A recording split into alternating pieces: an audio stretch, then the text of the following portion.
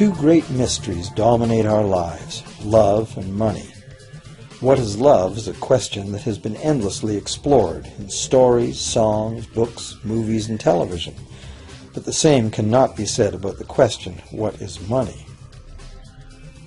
It's not surprising that monetary theory hasn't inspired any blockbuster movies, but it was not even mentioned at the schools most of us attended. For most of us, the question, where does money come from, brings to mind a picture of the mint printing bills and stamping coins. Money, most of us believe, is created by the government. It's true, but only to a point. Those metal and paper symbols of value we usually think of as money are indeed produced by an agency of the federal government called the Mint. But the vast majority of money is not created by the Mint. It is created in huge amounts every day by private corporations known as banks. Most of us believe that banks lend out money that has been entrusted to them by depositors. Easy to picture, but not the truth. In fact, banks create the money they loan, not from the bank's own earnings, not from the money deposited, but directly from the borrower's promise to repay. The borrower's signature on the loan papers is an obligation to pay the bank the amount of the loan plus interest, or lose the house, the car, whatever asset was pledged as collateral. That's a big commitment from the borrower. What does the same signature require of the bank? The bank gets to conjure into existence the amount of the loan and just write it into the borrower's account. Sound far-fetched? Surely that can't be true. But it is.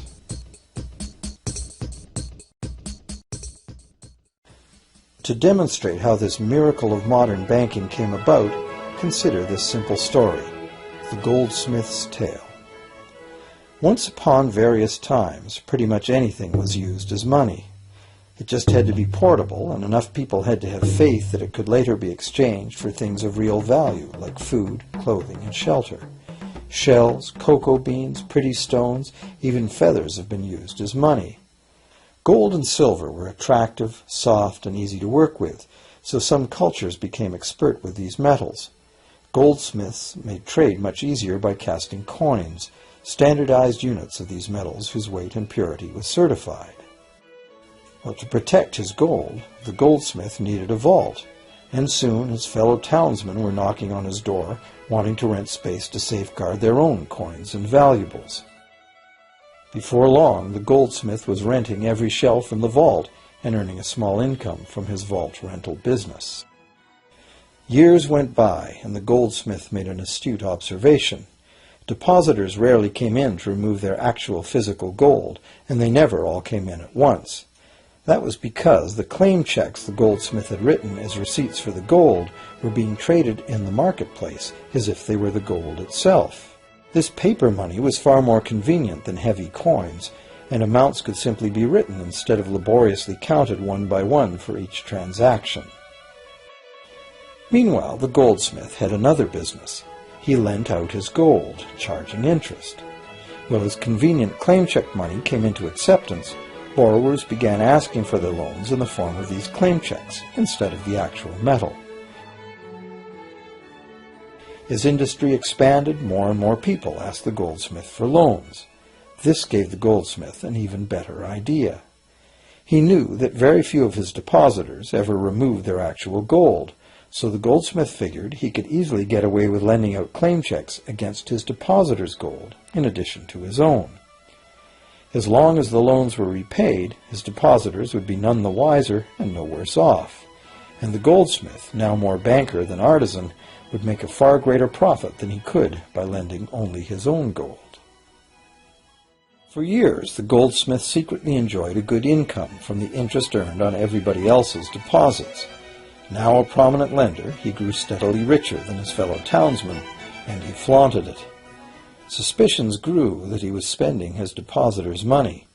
His depositors got together and threatened withdrawal of their gold if the goldsmith didn't come clean about his newfound wealth. Contrary to what one might expect, this did not turn out to be a disaster for the goldsmith. Despite the duplicity inherent in his scheme, his idea did work. The depositors had not lost anything.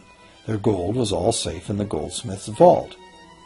Well, rather than taking back their gold, the depositors demanded that the goldsmith, now their banker, cut them in by paying them a share of the interest. And that was the beginning of banking. The banker paid a low interest rate on deposits of other people's money that he then loaned out at a higher interest. The difference covered the bank's cost of operation and its profit. The logic of this system was simple, and it seemed like a reasonable way to satisfy the demand for credit. However, this is not the way banking works today. Our goldsmith banker was not content with the income remaining after sharing the interest earnings with his depositors, and the demand for credit was growing fast as Europeans spread out across the world.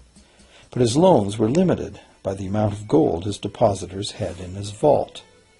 That's when he got an even bolder idea. Since no one but himself knew what was actually in his vaults, he could lend out claim checks on gold that wasn't even there.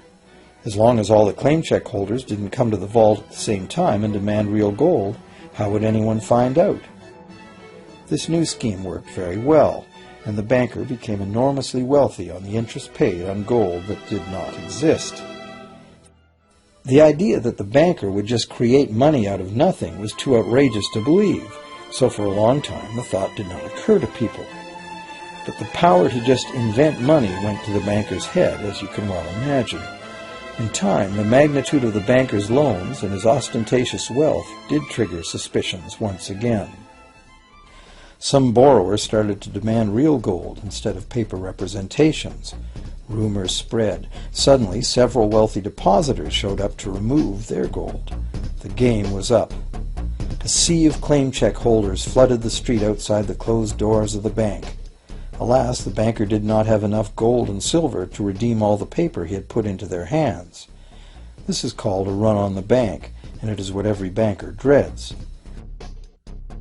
This phenomenon of a run on the bank ruined individual banks and, not surprisingly, damaged public confidence in all bankers. It would have been straightforward to outlaw the practice of creating money from nothing. But the large volumes of credit the bankers were offering had become essential to the success of European commercial expansion, so instead the practice was legalized and regulated. Bankers agreed to abide by limits on the amount of fictional loan money that could be lent out. The limit would still be a number much larger than the actual value of gold and silver in the vault. Quite often the ratio was 9 fictional dollars to 1 actual dollar. These regulations were enforced by surprise inspections. It was also arranged that, in the event of a run, central banks would support local banks with emergency infusions of gold. Only if there were runs on a lot of banks simultaneously would the banker's credit bubble burst and the system come crashing down.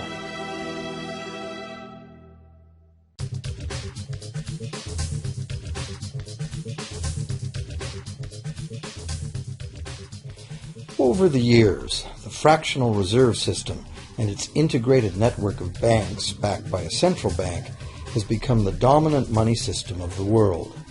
At the same time, the fraction of gold backing the debt money has steadily shrunk to nothing. The basic nature of money has changed. In the past, a paper dollar was actually a receipt that could be redeemed for a fixed weight of gold or silver.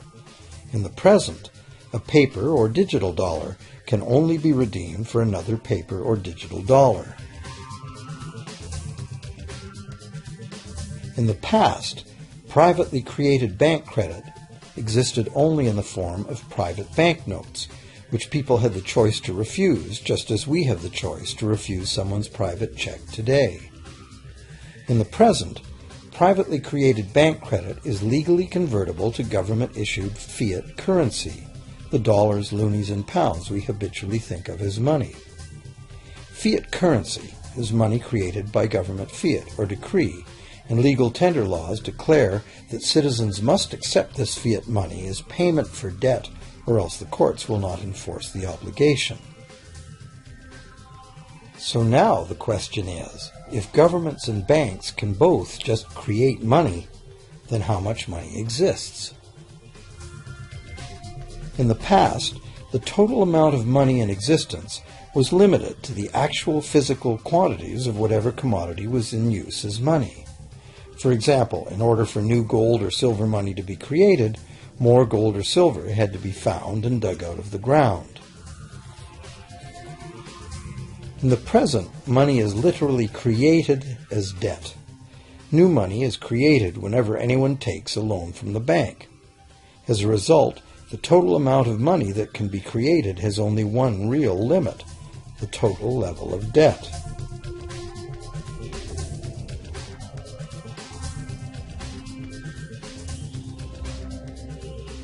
Governments place an additional statutory limit on the creation of new money by enforcing rules known as fractional reserve requirements. Essentially arbitrary, fractional reserve requirements vary from country to country and from time to time. In the past, it was common to require banks to have at least $1 worth of real gold in the vault to back $10 worth of debt money created. Today, reserve requirement ratios no longer apply to the ratio of new money to gold on deposit, but merely to the ratio of new debt money to existing debt money on deposit in the bank. Today, a bank's reserves consist of two things: the amount of government-issued cash or equivalent that the bank has deposited with the central bank, plus the amount of already existing debt money the bank has on deposit. To illustrate this in a simple way, let's imagine that a new bank has just started up and has no depositors yet. However, the bank's investors have made a reserve deposit of $1,111.12 of existing cash money at the central bank. The required reserve ratio is 9-to-1. Step 1. The doors open and the new bank welcomes its first loan customer. He needs $10,000 to buy a car. At the 9-to-1 reserve ratio, the new bank's reserve at the central bank, also known as high-powered money, allows it to legally conjure into existence 9 times that amount, or $10,000, on the basis of the borrower's pledge of debt. This $10,000 is not taken from anywhere. It's brand new money simply typed into the borrower's account as bank credit. The borrower then writes a check on that bank credit to buy the used car. Step 2. The seller then deposits this newly created $10,000 at her bank. Unlike the high-powered government money deposited at the central bank, this newly created credit money cannot be multiplied by the reserve ratio. Instead, it's divided by the reserve ratio. At a ratio of 9-to-1, a new loan of $9,000 can be created on the basis of the $10,000 deposit. Step 3. If that $9,000 is then deposited by a third party at the same bank that created it or at a different one, it becomes the legal basis for a third issue of bank credit, this time for the amount of $8,100. Like one of those Russian dolls, where each layer contains a slightly smaller doll inside, each new deposit contains the potential for a slightly smaller loan in an infinitely decreasing series. Now, if the loan money created is not deposited at the bank, the process stops. That's the unpredictable part of the money creation mechanism. But more likely, at every step, the new money will be deposited at a bank, and the reserve ratio process can repeat itself over and over until almost $100,000 of brand new money has been created within the banking system. All of this new money has been created entirely from debt, and the whole process has been legally authorized by the initial reserve deposit of just $1,111.12, which is still sitting untouched at the central bank. What's more, under this ingenious system, the books of each bank in the chain must show that the bank has 10% more on deposit than it has out on loan. This gives banks a very real incentive to seek deposits in order to be able to make loans, supporting the general but misleading impression that loans come out of deposits.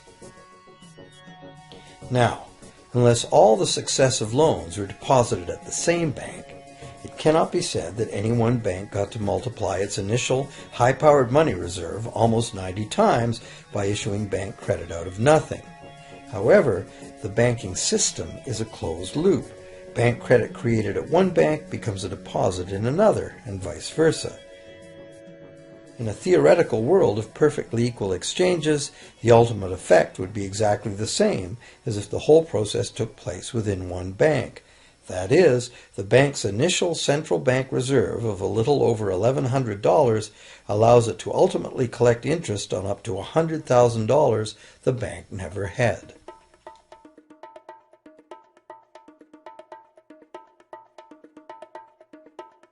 If that sounds ridiculous, try this. In recent decades, as a result of steady lobbying by the banks, the requirements to make a reserve deposit at the nation's central bank have all but disappeared in some countries, and actual reserve ratios can be much higher than 9-to-1. For some types of accounts, 20-to-1 and 30-to-1 ratios are common. And even more recently, by using loan fees to raise the required reserve from the borrower, banks have now found a way to circumvent reserve requirement limitations entirely. So, while the rules are complex, the common sense reality is actually quite simple. Banks can create as much money as we can borrow.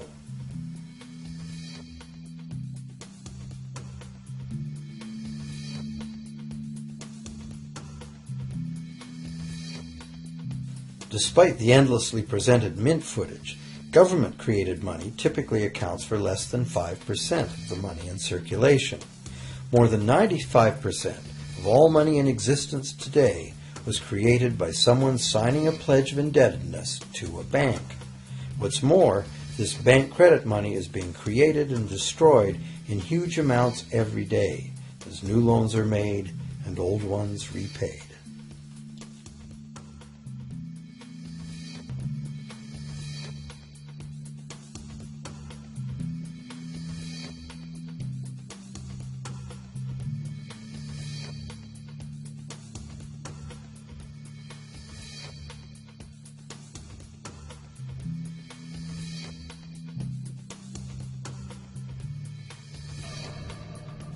Banks can only practice this money system with the active cooperation of government.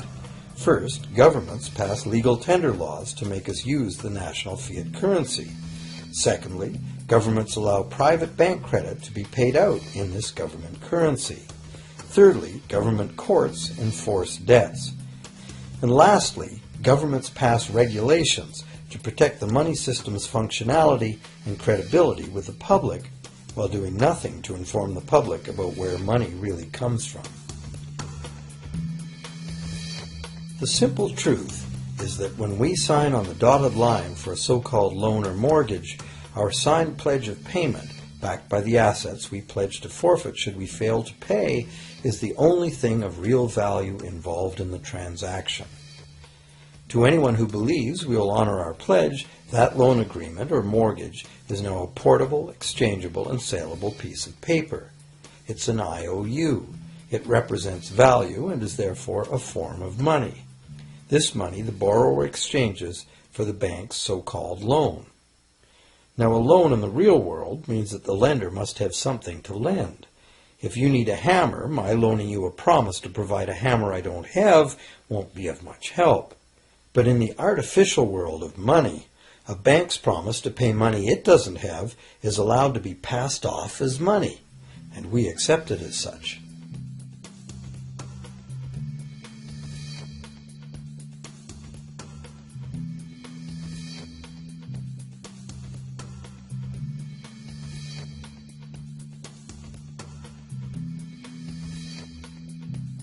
Once the borrower signs the pledge of debt, the bank then balances the transaction by creating, with a few keystrokes on a computer, a matching debt of the bank to the borrower. From the borrower's point of view, this becomes loan money in his or her account, and because the government allows this debt of the bank to the borrower to be converted to government fiat currency, everyone has to accept it as money. Again, the basic truth is very simple. Without the document the borrower signed, the banker would have nothing to lend. Have you ever wondered how everyone, governments, corporations, small businesses, families, can all be in debt at the same time and for such astronomical amounts? Have you ever questioned how there can be that much money out there to lend? Now you know. There isn't. Banks do not lend money.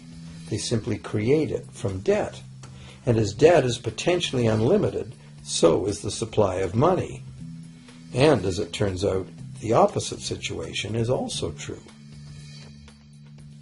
Isn't it astounding that despite the incredible wealth of resources, innovation, and productivity that surrounds us, almost all of us, from governments to companies to individuals, are heavily in debt to bankers? If only people would stop and think, how can that be? How can it be that the people who actually produce all the real wealth in the world are in debt to those who merely lend out the money that represents the wealth? Even more amazing is that once we realize that money really is debt, we realize that if there was no debt, there'd be no money.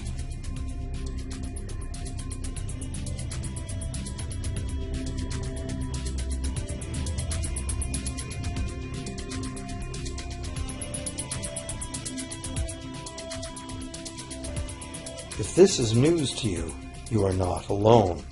Most people imagine that if all debts were paid off, the state of the economy would improve. It's certainly true on an individual level.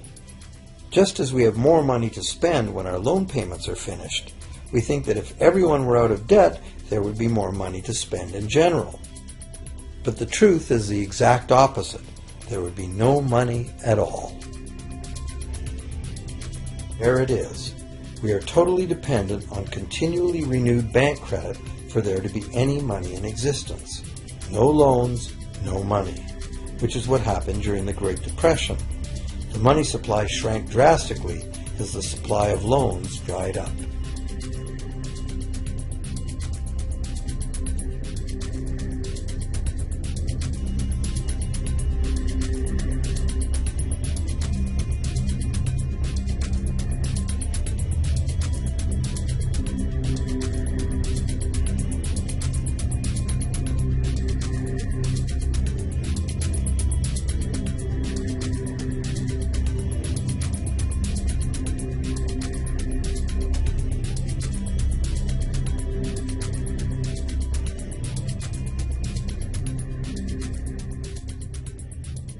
And that's not all. Banks create only the amount of the principal. They don't create the money to pay the interest. Where is that supposed to come from? The only place borrowers can go to obtain the money to pay interest is the general economy's overall money supply. But almost all that overall money supply has been created exactly the same way, as bank credit that has to be paid back with more than was created. So everywhere there are other borrowers in the same situation, frantically trying to obtain the money they need to pay back both principal and interest from a total money pool which contains only principal. It is clearly impossible for everyone to pay back the principal plus interest because the interest money doesn't exist. This can even be expressed by a simple mathematical formula. The big problem here is that for long-term loans, such as mortgages and government debt, the total interest far exceeds the principal. So unless a lot of extra money is created to pay the interest, it means a very high proportion of foreclosures and a non-functioning economy. To maintain a functional society, the rate of foreclosure needs to be low. And so, to accomplish this, more and more new debt money has to be created to satisfy today's demands for money to service the previous debt. But of course, this just makes the total debt bigger, and that means more interest must ultimately be paid, resulting in an ever-escalating and inescapable spiral of mounting indebtedness.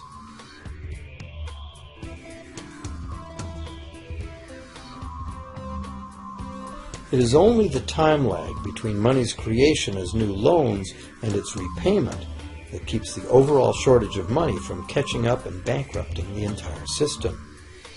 However, as the bank's insatiable credit monster gets bigger and bigger, the need to create more and more debt money to feed it becomes increasingly urgent.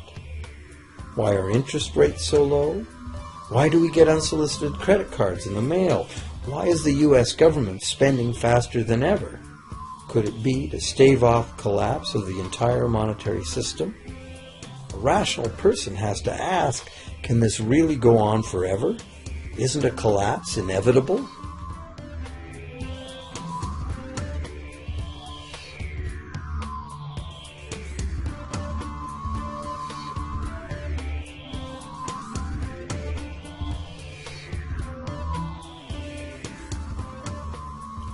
Money facilitates production and trade.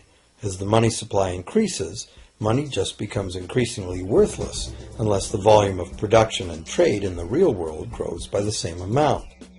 Add to this the realization that when we hear that the economy is growing at 3% per year, it sounds like a constant rate, but it's not. This year's 3% represents more real goods and services than last year's 3% because it's 3% of the new total. Instead of a straight line, as is naturally visualized from the words, it is really an exponential curve getting steeper and steeper. The problem, of course, is that perpetual growth of the real economy requires perpetually escalating use of real-world resources and energy. More and more stuff has to go from natural resource to garbage every year, forever, just to keep this system from collapsing.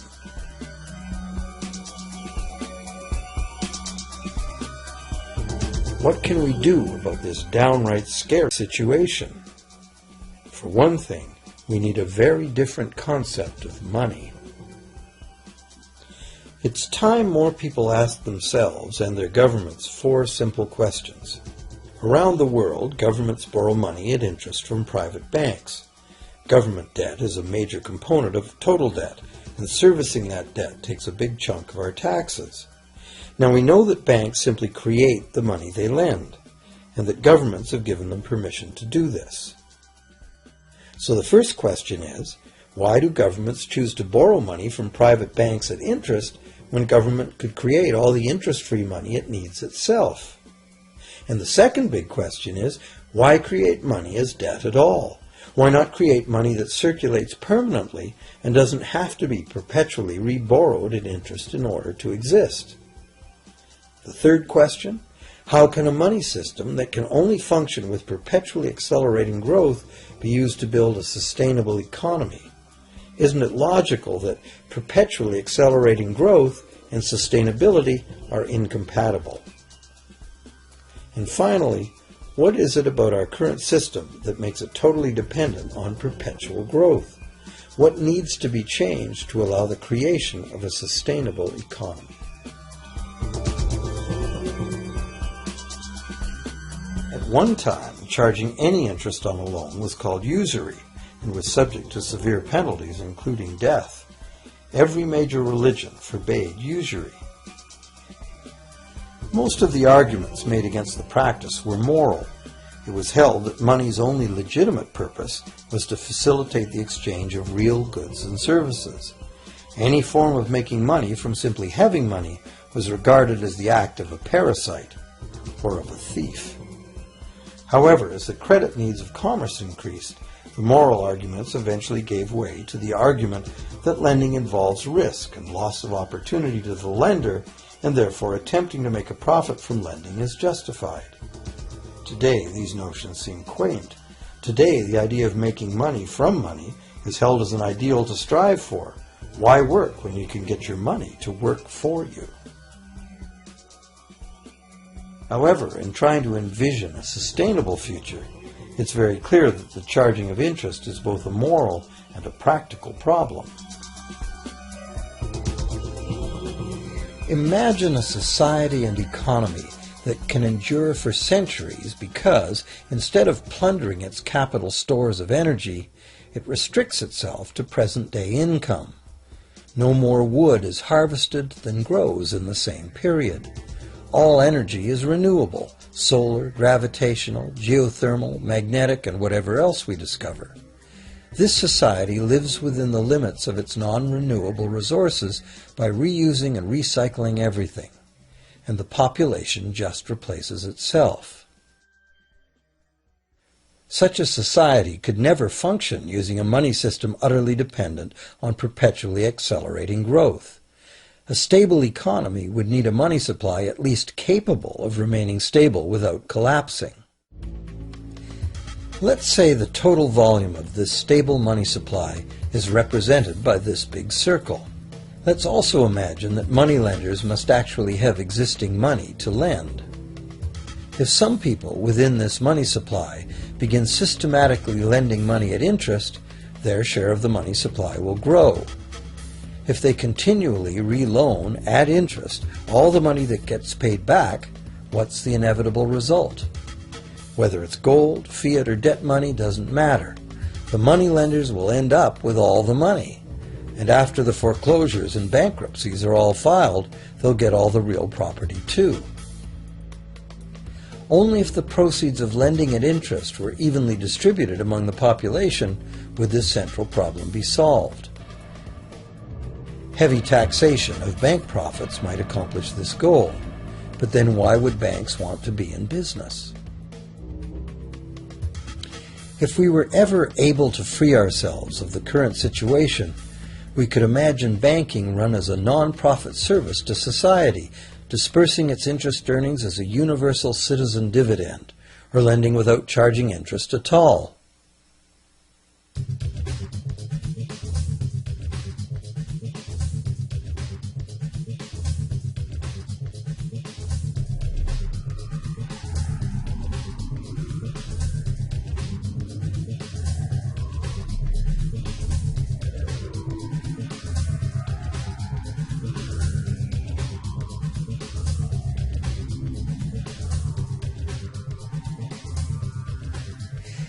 If it is the fundamental nature of the system that causes the problems, tinkering with the system cannot ever solve those problems. The system itself must be replaced. Many monetary critics call for a return to gold-based money, claiming that gold has a long history of reliability. They ignore the many scams that can be played with gold: shaving coins, debasing the metal, cornering the market, all of which were abundantly practiced in ancient Rome and contributed to its fall. Some advocate silver, it being more abundant than gold and therefore more difficult to corner. Many question the need to bring back precious metals at all. No one wants to go back to carrying heavy sacks of coins to go shopping. It's a certainty that paper, digital, plastic, or more likely biometric ID money would be the real medium of trade, with the same potential for creating unlimited debt money we have now. Beyond that, if gold again became the sole legal basis of money, those who have no gold would suddenly have no money. Other monetary reform advocates have concluded that greed and dishonesty are the main problems, and that there may be better ways to create an honest and equitable money system than returning to silver or gold.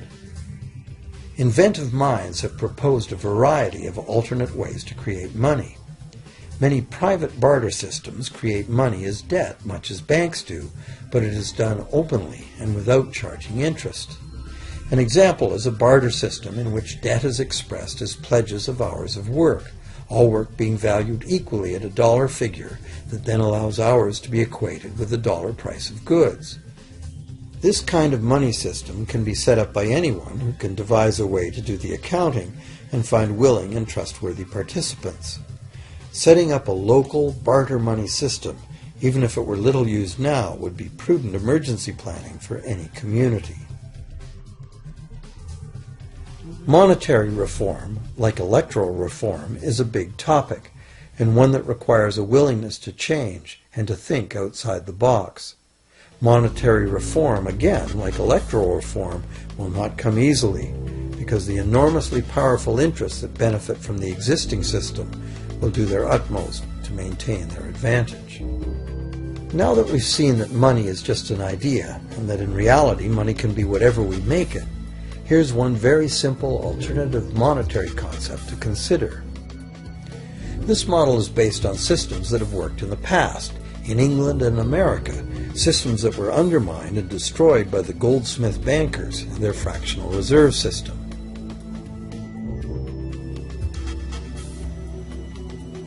To create an economy based on permanent interest-free money, money could simply be created and spent into the economy by the government, preferably on long-lasting infrastructure that facilitates the economy, such as roads, railroads, bridges, harbors, and public markets.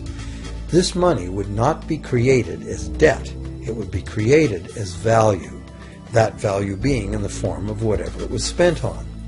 If this new money facilitated a proportional increase in trade requiring its use, it would cause no inflation whatsoever. If government spending did cause inflation, there would be two courses of action available. Inflation is equivalent in effect to a flat tax on money. Whether the money goes down in value 20% or the government takes 20% of our money away from us, the effect on our buying power is the same. Viewed this way, inflation in place of taxation might be politically acceptable if well spent and kept within limits. Or government could choose to counter inflation by collecting tax monies that it then takes out of use, thus reducing the money supply and restoring its value. To control deflation, which is the phenomenon of falling wages and prices, the government would simply spend more money into existence. With no competing private debt money creation, governments would have more effective control of their nation's money supply. The public would know whom to blame if things went wrong. Governments would rise and fall on their ability to preserve the value of money. Government would operate primarily on taxes, as it does now, but tax money would go much, much further, as none of it would be required to pay interest to private bankers. There could be no national debt if the federal government simply created the money it needed. Our perpetual collective servitude to the banks through interest payments on government debt would be impossible.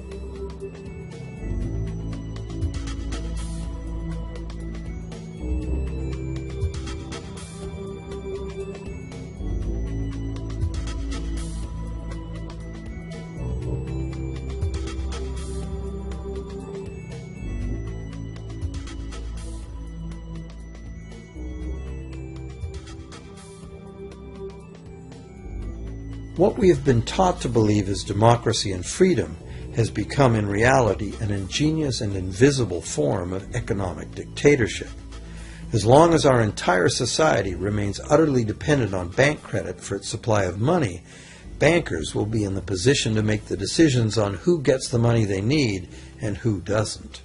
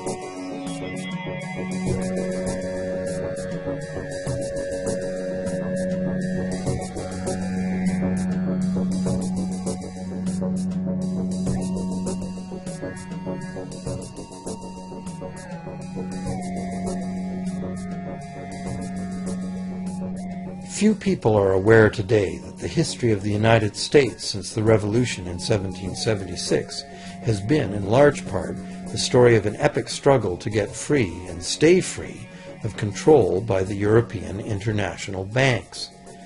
This struggle was finally lost in 1913, when President Woodrow Wilson signed into effect the Federal Reserve Act, putting the international banking cartel in charge of creating America's money.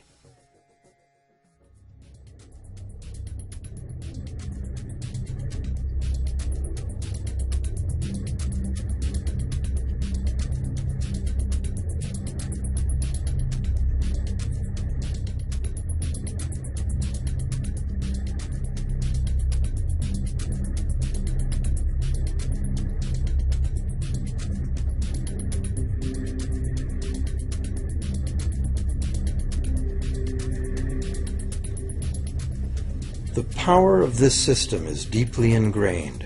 So is the educational and media silence on the subject. Years ago, a Canadian Deputy Prime Minister surveyed scores of non-economists, both highly educated professionals and common-sense people on the street, and found that not one of them had an accurate understanding of how money is created. In fact, it's probably safe to say that most people, including the frontline employees of banks, have never given the matter a moment's thought. Have you?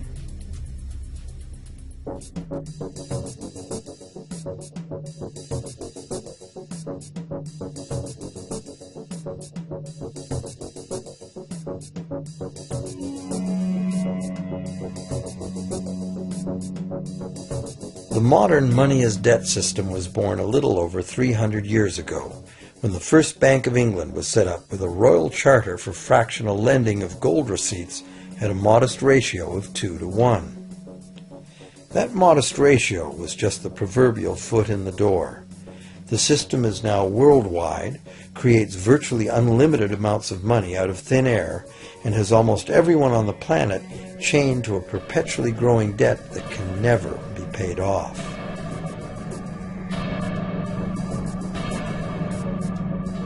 Could it have all happened by accident?